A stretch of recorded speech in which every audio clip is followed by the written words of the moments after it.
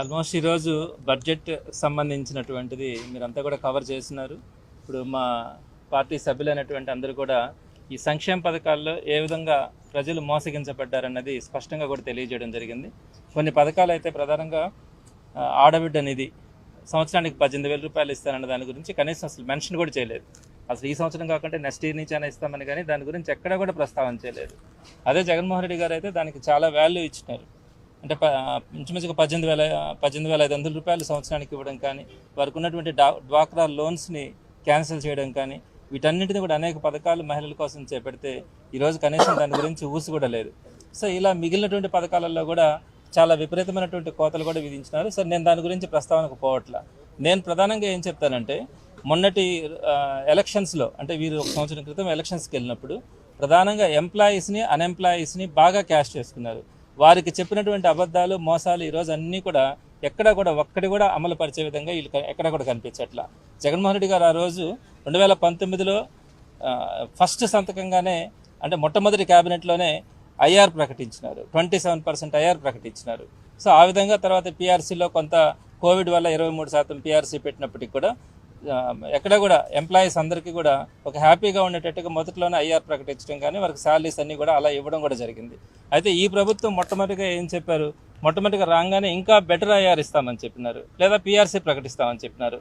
కానీ అందరూ కూడా ఎంప్లాయీస్ ఎక్స్పెక్ట్ చేస్తున్నారు కనీసం 30% అయినా ఐఆర్ ప్రకటిస్తారు అని. ఇప్పుడు సంవత్సరం రోజులైంది, ఎక్కడ కూడా గత సంవత్సరంలో ఈ ఐఆర్ గురించి కానీ పీఆర్సీ గురించి కానీ ఎక్కడ కూడా మెన్షన్ చేయాలి.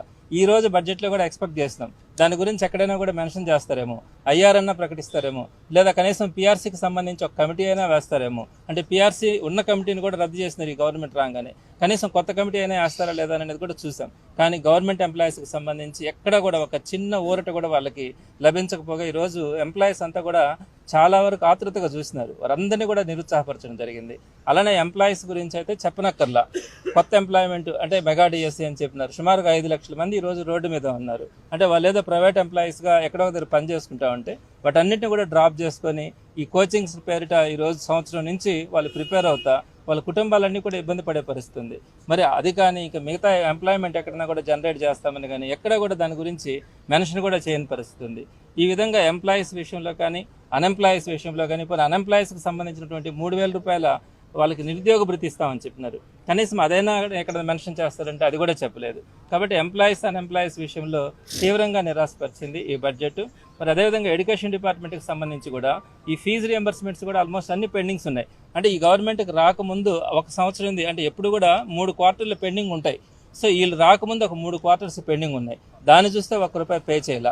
మళ్ళీ వీళ్ళు వచ్చిన తర్వాత ఈ ఒక్క సంవత్సరంలో 1 క్వార్టర్ పే చేసినారు. అంటే ఇక్కడ ఒక 3 క్వార్టర్స్ పెండింగ్ ఉన్నాయి. అంటే ఎప్పుడు కూడా ఫీజు రియంబర్స్మెంట్ అన్నది 2 లేదా 3 క్వార్టర్స్ మ్యాక్సిమం పెండింగ్స్ ఉంటాయి. కానీ ఈ రోజు వీళ్ళు వచ్చేటప్పటికి 1 సంవత్సరం గడిచిపోయింది, 6 క్వార్టర్స్ పెండింగ్ ఉన్నాయి. పిల్లలంతా కూడా సర్టిఫికేట్స్ తీసుకోలేక, అంటే అకాడమిక్ ఇయర్ అయిపోయింది, లాస్ట్ అకాడమిక్ ఇయర్లో కూడా 3 క్వార్టర్స్ పెండింగ్ ఉన్నాయి. ఈ అకాడమిక్ ఇయర్లో కొత్తగా 3 క్వార్టర్స్ పెండింగ్ ఉన్నాయి. 6 క్వార్టర్స్ పెండింగ్స్తో 2 సంవత్సరాల ఫీజులు కట్టుకోలేక పిల్లలంతా కూడా అల్లాడుతూ ఉన్నారు. తల్లిదండ్రులంతా కూడా ఈ ఫీజెస్ని కట్టి వాళ్ళ సర్టిఫికేట్స్ తీసుకెళ్లి ఉన్నత చదివించుకోవాలంటే చాలా ఇబ్బంది కనపడతా ఉన్నారు.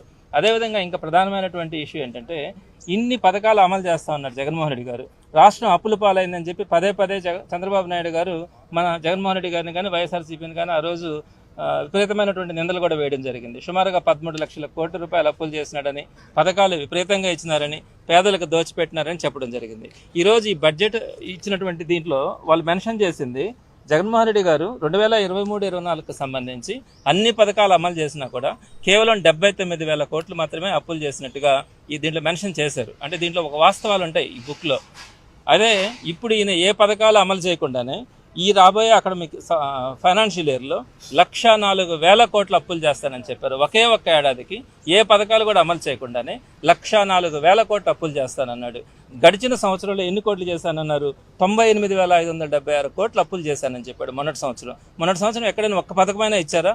ఆ గ్యాస్ సిలిండర్ ఒక్కటి ఇచ్చారు, అది కూడా దానికి కూడా చాలా తక్కువ బడ్జెట్. అది తప్ప ఇంకెక్కడైనా కూడా ఒక్క పథకం కూడా లేదు.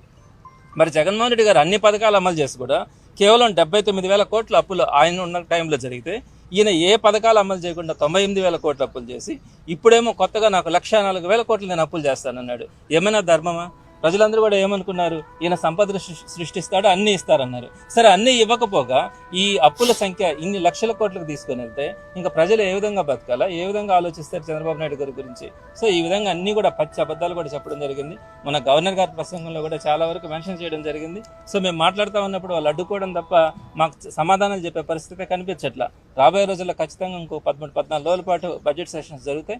తప్పకుండా కూడా వైఎస్ఆర్సీపీ తరఫున ప్రజలకు కావాల్సినటువంటి అవసరాలు కానీ, ప్రజలకు ఏవైతే హామీలు ఇచ్చినారో వాటన్నిటిని కూడా ఖచ్చితంగా ప్రశ్నించడం జరుగుతుంది. సార్, బీసీ నియోజకవర్గానికి సంబంధించి లోకేష్ గారు ఆధారాలు ఇస్తే జ్యుడిషియల్ ఎంక్వైరీ చేస్తా ఉన్నారు సార్. మీరు ఆధారాలు ఇస్తామని కూడా అన్నారు, ఎప్పుడు ఇస్తున్నారు సార్? ఆ రోజున ఇచ్చారు కదా. దీనికి సంబంధించి మొన్నటి రోజున గవర్నర్ గారి ప్రసంగం మీద ధన్యవాదాలు తెలిపే కార్యక్రమంలో భాగంగా అనేక అంశాల గురించి మేము మాట్లాడుతూ ఉన్నాం. అందులో భాగంగా నేను మాట్లాడుతున్నది బలవంతంగా అంటే వీసీలను ఒక 6 మందిని మేము నామినేట్ చేసినామని చెప్పి రాశారు. అది రెగ్యులర్ ప్రాసెస్. కానీ టోటల్గా 19 మంది వైస్ ఛాన్సలర్స్ మన రాష్ట్రంలో ఉంటే దేశంలో ఎక్కడా లేని విధంగా ఒక్క ఆంధ్ర రాష్ట్రంలోనే, అది కూడా ఈసారి మాత్రమే ఈ గవర్నమెంట్ రాగానే 17 మంది వైస్ ఛాన్సలర్ దగ్గర బలవంతంగా రాజీనామాలు చేయించినారని నేను మాట్లాడడం జరిగింది. దానికి లోకేష్ గారు ఏం చెప్పారు, నేను ఛాలెంజ్ చేస్తా ఉన్నాను, మీ దగ్గర ఆధారాలు కనుక్కుంటే నేను ఎంక్వైరీ వేస్తాను అన్నాడు. ఎస్, మేము ఆధారాలు ఇస్తామని చెప్పి ఆ రోజు మాట్లాడుతూ ఉంటే కనీసం మాకు మైక్ ఇవ్వకుండా, మాతో కనీసం మాట్లాడనివ్వకుండా అర్ధాంతరంగా సభను క్లోజ్ చేయించడం కూడా జరిగింది. అదేవిధంగా ప్రెస్ మీట్ కూడా నిన్న పెట్టడం జరిగింది. రేపు 3వ తారీఖున మేము సబ్మిట్ చేస్తా ఉన్నాం మా దగ్గర ఉన్నటువంటి ఆధారాలని. వెరీ క్లియర్ ఎవిడెన్సెస్ ఉన్నాయి. వాటిలో ఫస్ట్ ఎవిడెన్స్ ఏంటంటే రిజగ్నేషన్ ఏదైతే వైస్ ఛాన్సలర్స్ ఇచ్చినారో అక్కడ మెన్షన్ చేస్తున్నారు క్లియర్గా, ఆంధ్రప్రదేశ్ గవర్నమెంట్ నుంచి వచ్చినటువంటి instructions, AP state council higher education chairman ఇచ్చినటువంటి ఓరల్ ఇన్స్ట్రక్షన్స్ ద్వారా మేము రిజైన్ చేస్తున్నాం అన్నారు. మూకుమ్మడిగా 17 మంది వైస్ ఛాన్సలర్ రాజీనామా చేసిన సంఘటన దేశంలో ఎక్కడ లేదు. ఆ 17 మంది రాజీనామాల పత్రాల్లో కూడా మెజార్టీ అందరూ కూడా ఈ పదాన్ని మెన్షన్ చేయడం జరిగింది. అక్కడ మీకు అర్థం కాలేదా బలవంతంగా వాళ్ళ దగ్గర చేయిస్తా ఉన్నామని? అదేవిధంగా రెండవది కూడా, ఈ వైస్ ఛాన్సలర్ దగ్గరికి వెళ్ళి నేను ఈరోజు ఇక్కడ మాట్లాడడానికి కొంచెం సిగ్గుపడతా ఉన్నాను. వాళ్ళతో మాట్లాడినటువంటి పదాలు చాలా అభ్యంతరకరంగా, కొట్టన వెళ్ళి వందల మంది ఆ వైస్ ఛాన్సలర్స్ మీద దాడులు చేసి మీరు రాజీనామా చేస్తారా లేదని చెప్పి రాజీనామాలు చేయించిన వీడియోస్ మా దగ్గర ఉన్నాయి. ఆ వీడియోస్ని కూడా సబ్మిట్ చేయడం జరుగుతుంది. అదేవిధంగా ప్రెస్లో అప్పుడు వచ్చినటువంటి వైస్ ఛాన్సలర్స్ మీద దాడుల గురించి ప్రెస్లో వచ్చినటువంటి ఫొటోస్ కానీ, న్యూస్ క్లిప్పింగ్స్ కానీ వాటిని కూడా ఎంక్లోజ్ చేయడం జరుగుతుంది. అదేవిధంగా ఆ రోజు ఉన్నటువంటి హైయర్ ఎడ్యుకేషన్ ప్రిన్సిపల్ సెక్రటరీ అందరూ వైస్ ఛాన్సలర్స్కి ఫోన్ చేసి 2 days లోపల మీరు రిజైన్ చేయాలని చెప్పి మాట్లాడడం కూడా జరిగింది. సో ఈ ఎవిడెన్స్ అన్నింటినీ కూడా రేపు 3వ తారీఖున ఎడ్యుకేషన్ మినిస్టర్ లోకేష్ గారికి ఇవ్వడం జరుగుతుంది. తప్పకుండా మేము డిమాండ్ చేయడం కూడా జరుగుతుంది. జ్యుడిషియల్ ఎంక్వైరీ వేయాలా, ఇక్కడ ఈ విధంగా తప్పు జరగకుండా ఇంకొకసారి ఎక్కడా కూడా అంటే హైయర్ ఎడ్యుకేషన్ ఎక్కడైతే బాగుంటుందో ఆ సొసైటీకి కానీ, ఆ రాష్ట్రం, ఆ దేశానికి కూడా ప్రపంచంలో మంచి గుర్తింపు వచ్చే అవకాశం ఉంటుంది. అటువంటి సిస్టమ్నే పాడు చేసే పరిస్థితి ఉండకూడదు.